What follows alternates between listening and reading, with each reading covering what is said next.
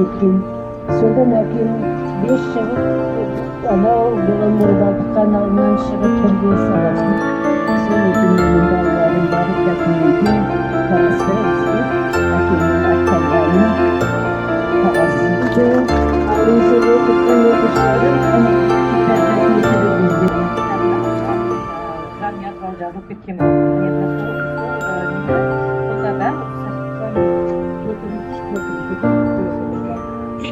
арестован 11 июня 1938 года в Кировском университете фотографии Кирилла Донбека, где